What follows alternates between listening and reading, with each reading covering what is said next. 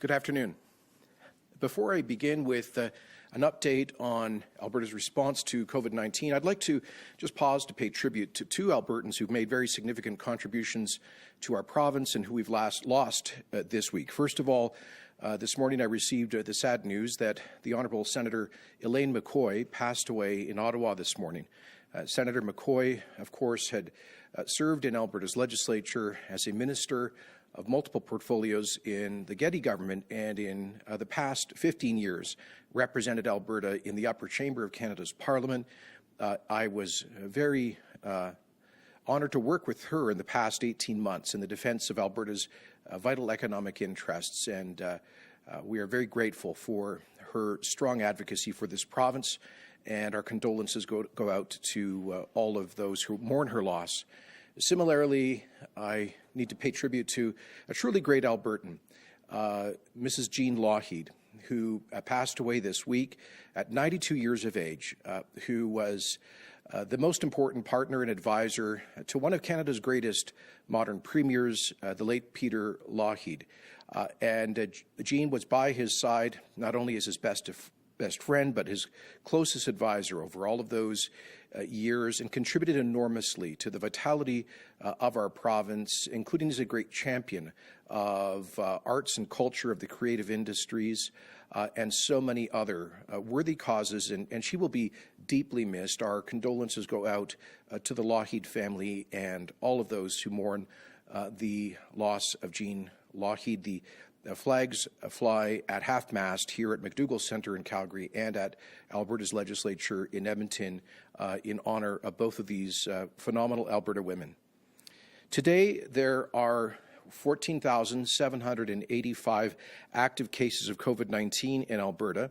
That number continues to decline as we've had 1,548 recoveries, but 879 new positive tests. That is on just over 11,000 tests for a positivity rate of 7.7%. 890 Albertans are in hospital with COVID-19, of whom 153 are in intensive care. Sadly, 26 more Albertans have passed away, meaning that 1,028 Albertans have lost their lives to the COVID-19 pandemic since it began in the spring. Earlier this month, it was, let me pause to say I'm sorry again that, as I did in my statement yesterday, our condolences go out to all of the families of those whose lives have been lost to the pandemic.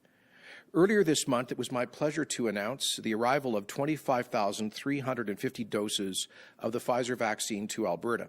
And today I have more good news to share, now that the Moderna vaccine has received Health Canada approval. Today, 16,900 doses of Moderna vaccine will arrive in Alberta and will immediately begin immunizing residents at long-term care and designated supportive living facilities. The first shipment will arrive at facilities in Edmonton, Calgary, Red Deer, Medicine Hat, Lethbridge, Grand Prairie, St. Paul, and Fort Saskatchewan. This is exciting news for staff, residents, and families of these facilities who have been on the front lines of our battle with COVID-19 since the spring and who have experienced untold pain and loss. And Minister Shander will expand on our efforts to protect long-term care residents in just a few minutes.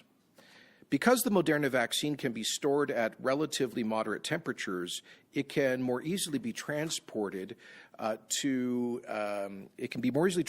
these facilities, making it the ideal vaccine to reach our most vulnerable populations. This is in comparison to the Pfizer vaccine that requires ultra-cold temperatures at about minus 80 degrees Celsius, which makes transporting that vaccine to any off-site location very challenging. This news is particularly welcome as we look towards a new year and what we hope will be a turning point in the fight against this pandemic. While this is encouraging, it is not the end of our hard work. We must continue to follow the health guidelines, of course, and to do everything we can to keep each other safe. While we wait for the vaccine to be able to be available for broader immunization. As more shipments of both the Pfizer and Moderna vaccines arrive in early January, immunization will focus on residents of long-term care and designated supported living facilities, followed by seniors aged 75 and over, and First Nations on reserve, Inuit and on-settlement Métis individuals aged 65 and over. Immunization of respiratory therapists, intensive care physicians and staff, and long-term care and designated supportive living facility workers across Alberta will continue. In fact, by the end of today, Alberta Health Services will have administered over 7,000 doses of vaccines to frontline healthcare workers. I know Albertans are keen to hear more about when the vaccine will be available more broadly, and I want to assure you that we also want to provide you with that certainty as well. But I must ask for patience as we await the first regular shipments of both Pfizer and Moderna vaccines. We are still on track with the phased approach that I outlined earlier in the month. Over the coming weeks, we'll see vaccines continue to be offered to respiratory therapists, to healthcare workers and in intensive care units, to staff in long-term care and designated supportive living facilities, and we'll be expanding our efforts to get vaccine into the hands of healthcare workers in emergency departments. And most importantly, we'll be reaching residents of LTC, that's long-term care, and designated supportive living, regardless of their age. Later this winter, by February, we anticipate rolling the vaccine out to seniors who are 75 years of age and over, no matter where they live, First Nations on reserve and Métis persons on settlements who are 65 or older, and that is because that population is experiencing, unfortunately, significantly worse health outcomes from this virus, and healthcare workers in medical, surgical, and COVID-19 units or operating rooms. As more vaccines arrive, we'll ensure that Albertans who wish to be vaccinated or immunized as quickly as possible when they are eligible can do so. Everyone who wants to receive the COVID-19 vaccine will be able to do so when their turn arrives. Now, before I hand things over to Minister Shandru, I'll stress again the importance of maintaining our vigilance. The arrival of the vaccine does not mean that the pandemic is over. And while we have seen progress as the number of active cases has come down by nearly a third over the past 3 weeks, there is still so much more to do, as we can see with 890 Albertans in hospital as a result of COVID-19. So with that, thank you very much, and I'll hand it over to the Minister of Health to provide more information on the vaccine program, as well as Alberta's efforts with respect to residents of our long-term care facilities.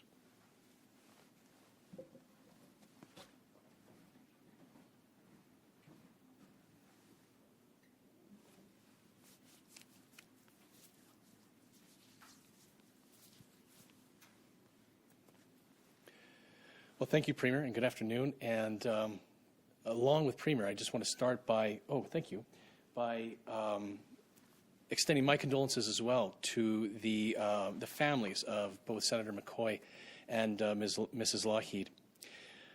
As Premier said, I want to give you an update on Alberta's continuing care system and the work that is underway to support our operators, their staff, and the residents of these long-term care and designated supportive living facilities. Now, this past year has been one of the greatest challenges that we've faced as a province. And as you know, it's been especially hard on the people who live in our continuing care facilities and their loved ones as well, and the people who care for them, those staff members and the operators as well.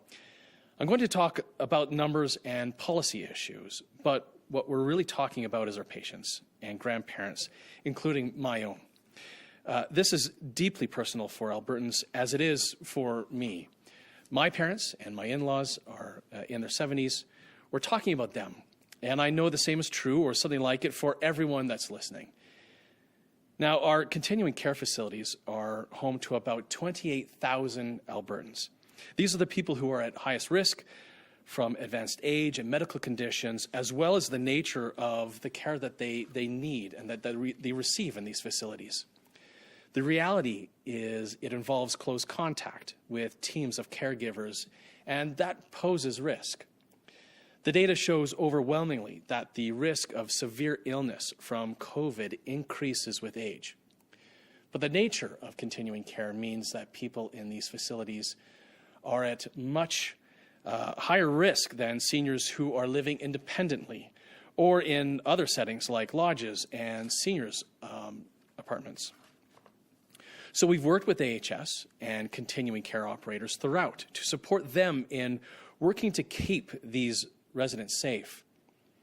Now, COVID comes into continuing care from the community. So as cases have increased in the community, we've seen increases, unfortunately, in continuing care as well. And as you can see, we've had a rapid increase in our community cases since early October. And in response, we brought in new public health measures in November with more restrictions added again on December 8th.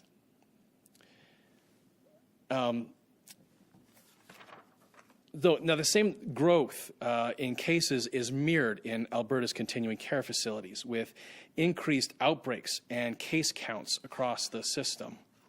Now, there's no question that the behavior of all Albertans is intertwined with keeping our family and our loved ones who live in continuing care safe. We can take precautions within a facility, but nothing is a substitute for managing COVID spread in the community.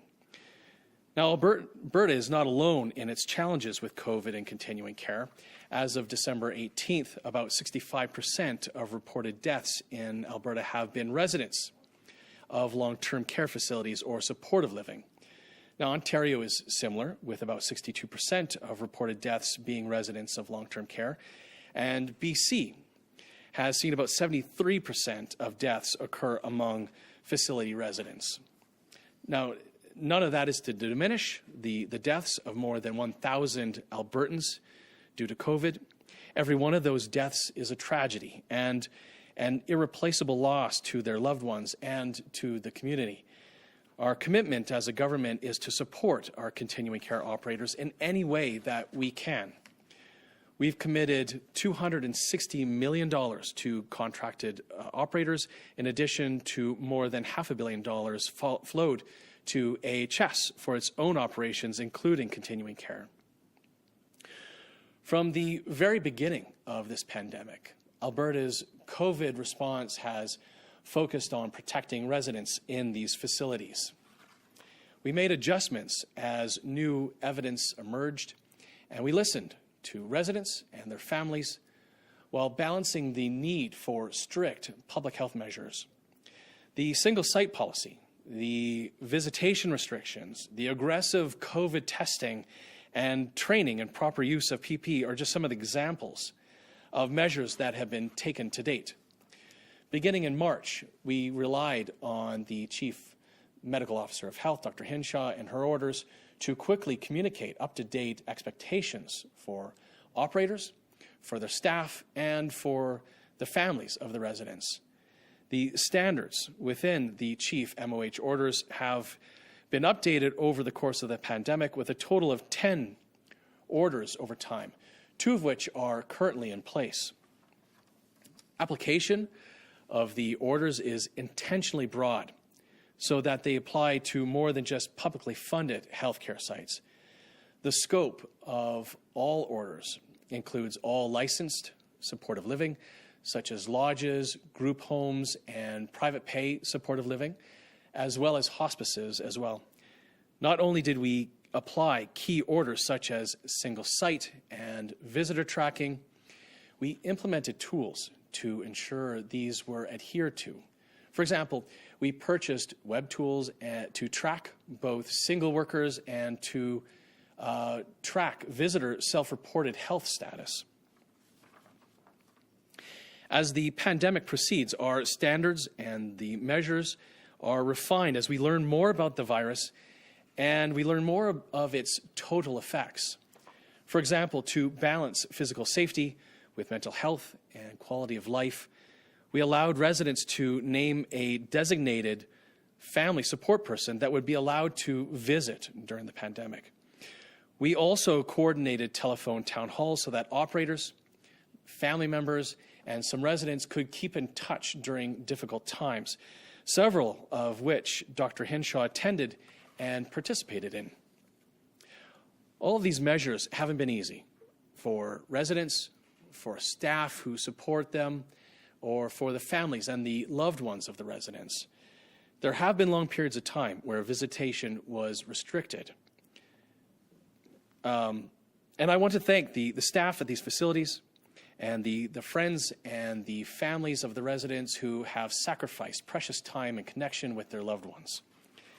I also want to thank the residents for their resilience and their personal sacrifice. This year has been difficult for everyone, but being unable to see loved ones has been especially hard on residents in continuing care. The actions that we've taken and the orders put in place are supported by strict operational standards at all facilities.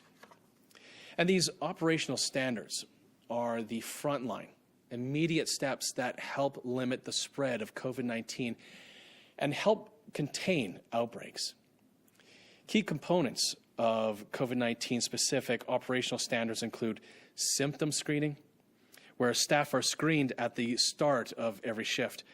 Residents are screened at least once daily, and designated family or support persons and other visitors are screened upon every entry into the building. Single-site staffing rules ensure that long-term care and designated supportive living staff are limited to working within one facility. And it's been a huge challenge to staff shortages caused by the pandemic itself, but 90% of our facilities are, in fact, achieving single-site staffing. The remaining 10% have received exemptions specific to close monitoring and extra infection control measures. Admissions to a facility are restricted when a facility is under investigation or has a confirmed outbreak. Anyone working in a resident care area must continually mask throughout the site at all times. And anyone who is unable to maintain physical distancing must wear a mask continuously. And where there is evidence of continued transmission, 2 or more confirmed cases, then continuous eye protection must be worn in addition to continuous masking. And finally, enhanced cleaning and disinfecting rules include cleaning all high-touch surfaces at least 3 times daily and low-touch surfaces at least daily.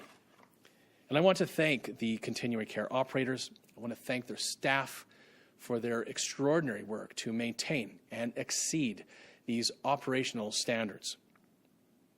Now, along with operational standards, we've introduced other measures to help support the staff and the residents at our continuing care facilities. Earlier in the spring, we gave operators additional funding to help offset the costs of extra cleaning and extra staffing. And we've offered wage top-ups for healthcare aides, those individuals who play a critical role and provide key supports for residents in our facilities. We expanded the scope of practice for nurse practitioners so that their expertise can be better leveraged in the continuing care system. And we've introduced more paid student practicums to get more skilled workers into facilities to help reduce the workforce burden. Now, moving forward, we have a few areas of focus to enhance our response to outbreaks and bolster our support for the system. We remain committed to getting into a facility quickly if cases are identified, and implementing rapid testing is a huge boost. The ability to get results within minutes is an incredible feat of science. As more mobile units are activated around the province, we'll see an even greater ability to contain outbreaks. We're also working to expand our workforce through the addition of about 3,000 comfort care aides, and we're undertaking student recruitment for the continuing care workforce. We'll be continuing our work on a facility-based review as well, something we announced earlier before the pandemic began in 2019. Now, although this work is underway prior to the pandemic, as I said, we'll now incorporate the learnings from the last 10 months that review of our facility-based care system. Learnings and recommendations will be applied to new legislation, changes in the way we fund development of new buildings and refurbish existing ones, like shifting focus to more private rooms and upgrading our HVAC system in our facilities, improvements in the use of technology, and changes to staffing. Now, this review will also help our province be better prepared to deal with future pandemics and outbreaks of influenza, for example. And finally, we're thrilled about the arrival of both the Pfizer and now, as Premier said, the Moderna vaccine. Since the arrival of the first Pfizer shipment on December 14th, and then the second shipments on December 22nd, we've seen about, well, actually, I just heard from Dr. McDougall, the senior MOH of AHS, just before she left her office earlier today, that almost 7,000 healthcare workers now have had their first shots. And this actually also does include staff in our long-term care facilities. As Premier spoke about in his remarks earlier, we are now in a position to be able to immunize residents in their facilities. Now, this is a huge step forward in our efforts to protect these residents, to protect the staff, to protect the families of these residents. Having the ability to bring the Moderna vaccine to the bedside will make a massive difference in our ability to stop the spread. It also means that we can reach more remote communities where the impact of a COVID outbreak can be devastating. And it means that we can work to protect entire facilities at once, immunizing entire floors and facilities in one visit. Immunization is also quickly moving out to other congregate care settings and into the broader community of seniors, as Premier mentioned. Our first focus is on the most vulnerable, where we have seen the greatest impact throughout the pandemic. But we will rapidly move beyond that in the coming weeks as more vaccine arrives in the province. We set an aggressive target for the end of this year based on the supply that was expected at the time.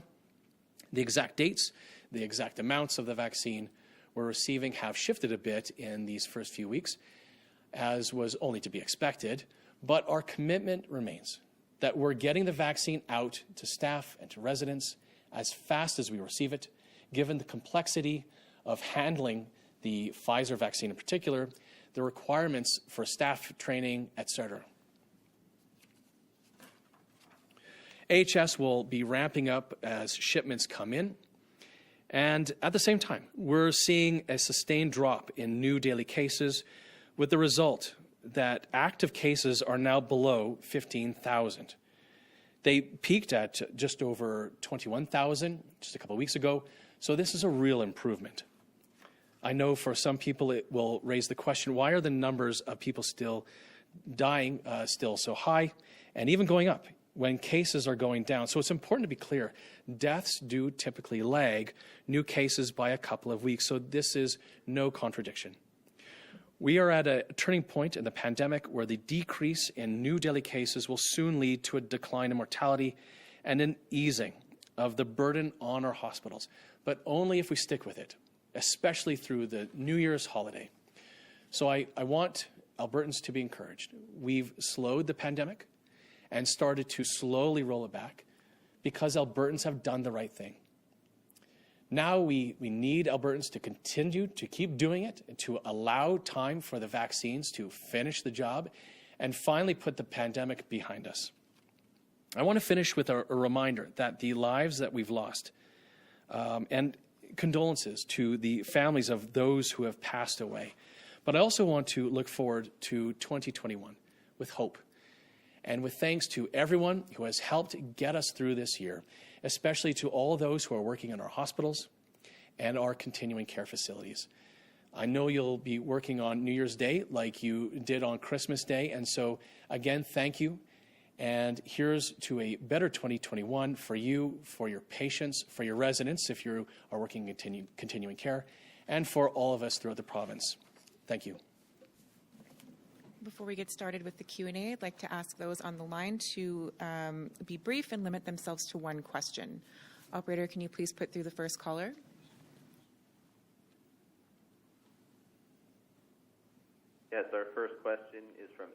Rainey with the Globe and Mail. Go ahead, Emma.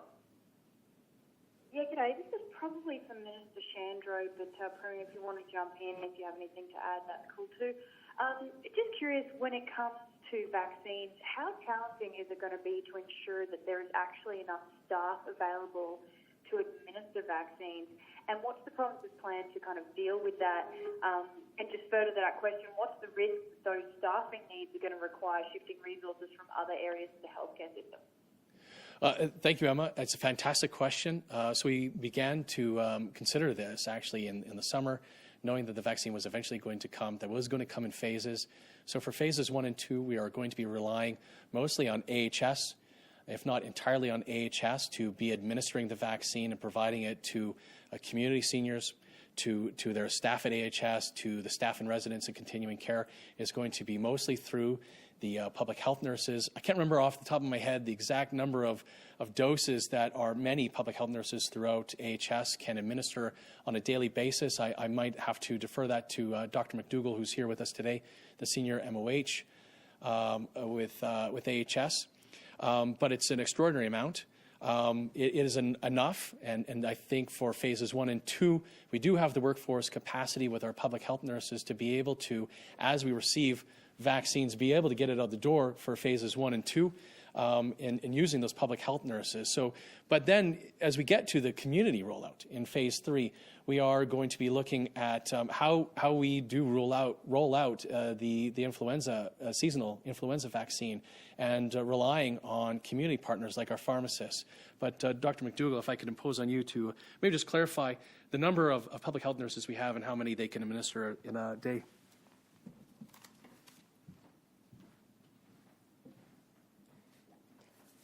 Thank you very much. So our plan on the human resource side for the vaccine is actually to draw upon a whole workforce who is capable and who deliver vaccine during our seasonal flu campaigns and into our long-term care facilities every year. That includes our public health nurses, as mentioned, as well as our whole team of immunizers who help make sure that all acute care staff have the access to immunization in every hospital all the way across the province. We're also bringing in retired nurses as well as student nurses to help with the extra work as we're going forward. And as the plans and the number of doses coming in becomes more clear, we'll make sure that we're titrating the number of staff available to do this work with the number of doses coming in. Within our long-term care facilities, again, they're partners in delivering vaccine every year, and we'll be drawing on their expertise and resources we're going forward as well.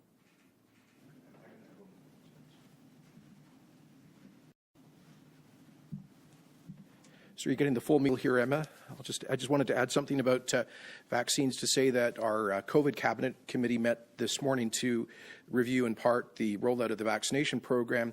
And until now, my understanding is that AHS had been holding back half of the doses in our possession in order to set them aside for the administration of the second dose in these double dose protocols. Some other provinces had proceeded, however, to depend on future shipments, and our Cabinet Committee directed AHS to proceed in that direction, which is to say to use as many of the vaccines as we can right now. And Pfizer has also given us a little more flexibility in terms of where the vaccines can be administered. So we should be increasing the pace of vaccination as a result. Operator, can you please put through the next caller? Next is Kevin Nimick with CTV. Go ahead, Kevin. Hi there. This is a question for the Premier and the Minister. You previously said the goal was 29,000 vaccinations by the end of this year, but then you said we're only going to be at 7,000 by the end of today. So is it safe to say we're going to miss the goal? Yes, and that is primarily because what I just explained, which is AHS had decided to exercise great caution in holding back half of the vaccines that we had in order to set those aside for the administration of a second dose. But the COVID Cabinet Committee directed AHS to do what some other provinces have been doing and just moving forward with the administration of as many vaccines as possible, counting on the future large shipments that we will be receiving in order to administer the double doses. My understanding is that we are we're scheduled to do about 4,000 additional vaccines in the next couple of days, 2 or 3 days.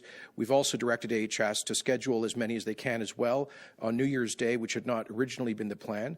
And so we hope to start catching up and towards that goal. And Dr. McDougall, would you like to add anything to that? Or Minister Shandro, go ahead.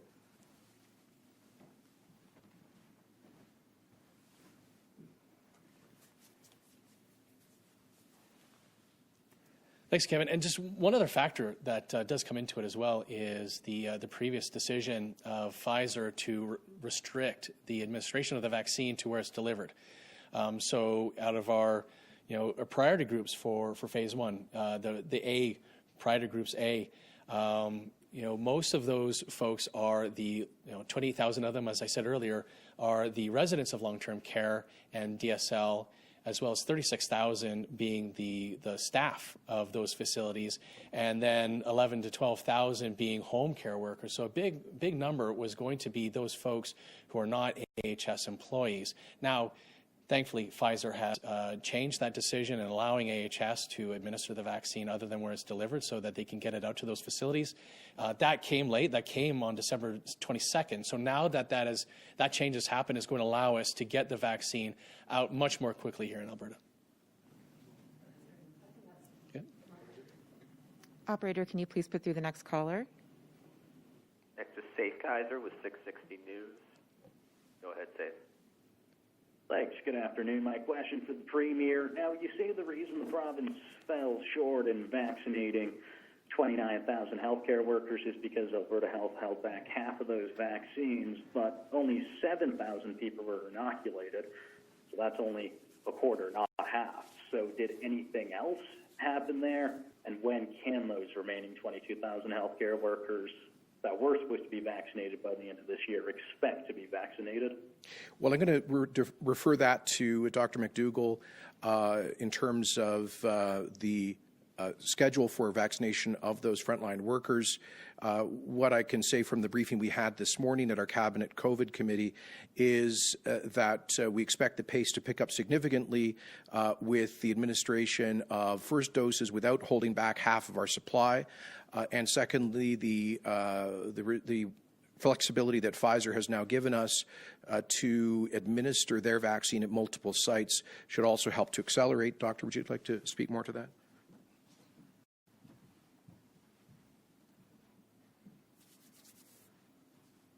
Hi, thanks very much.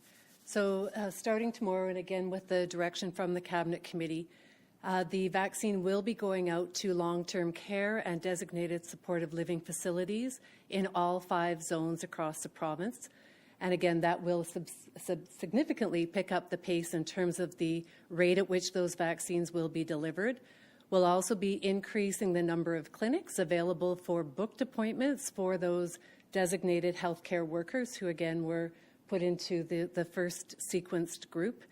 We'll be doing everything we can to get to those numbers of doses that were spoken about earlier, and again, still trying our very hardest to get to that 29,000 mark by the end of this calendar year, and if not, then spilling over into that first week or so of the next year. But it's all hands on deck at this point.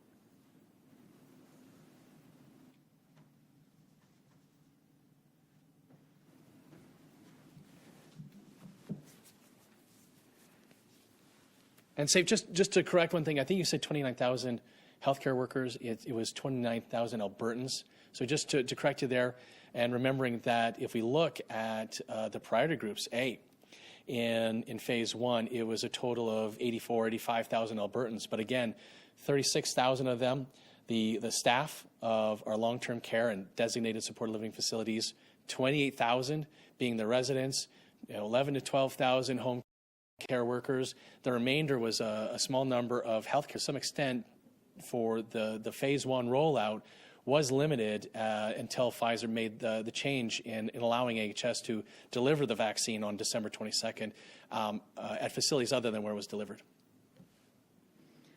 Okay, we have time for 3 more questions. Operator, can you please put through the next caller? Next is Robson Fletcher with CBC. Go ahead, Robson.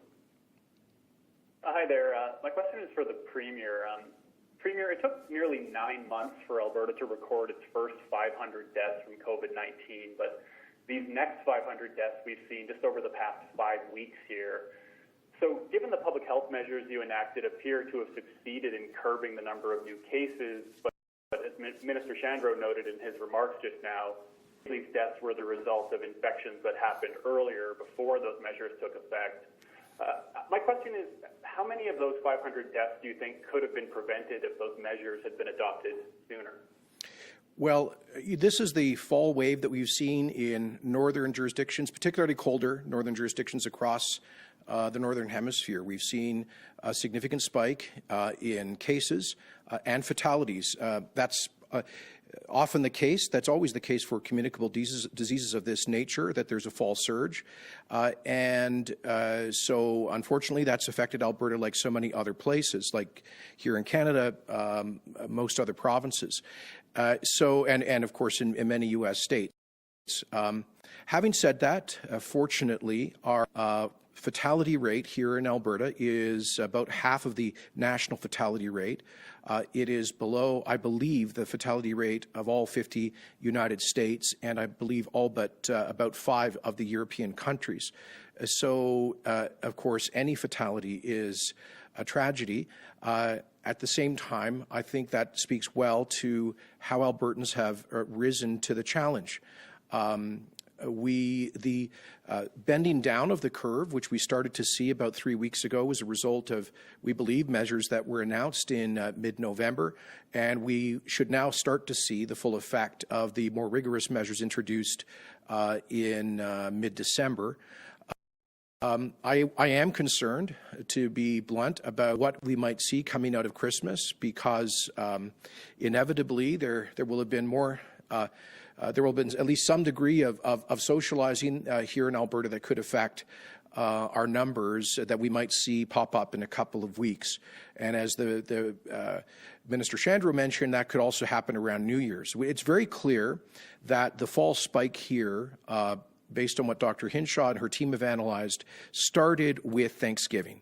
If you look at where that really started to pick up, it was almost exactly 14 to 20 days after Thanksgiving, when family gatherings happened, and then against our advice, people obviously also had Halloween parties. So it was that those intimate family gatherings, social gatherings, together with people indoors with cold weather, that led to this spike. And I just want to say thank you to all of the Albertans who have made sacrifices to abide by these new public health guidelines over the past several weeks. Because of that, we are making progress. Operator, can you please put through the next caller? Next is Mia Williams with Reuters. Go ahead, Mia. Hi. Quebec said today that they are asking the federal government to enact more testing at airports. Is Alberta asking for anything similar? Could you repeat the question? We don't have a very clear connection, I'm afraid.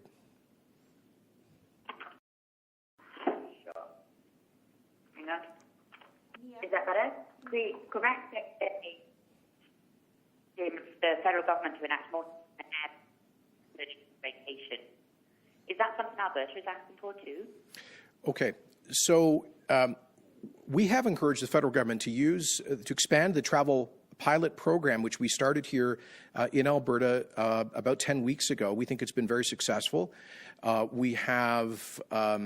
been helpful because for the people who enroll in it, we were able to pick up those who test positive right away, which helps us to intervene much more quickly.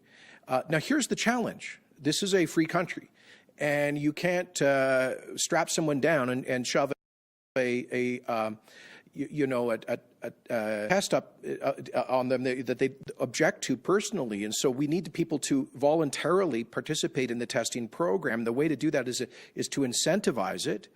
as we've done through the travel pilot program.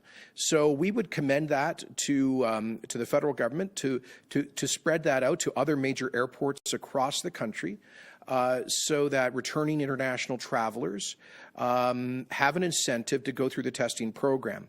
I do want to commend the airlines. I think that they've been very responsible. We've seen very few, if any, recorded cases of transmission aboard Canadian air carriers, and I think they're practicing the greatest diligence possible.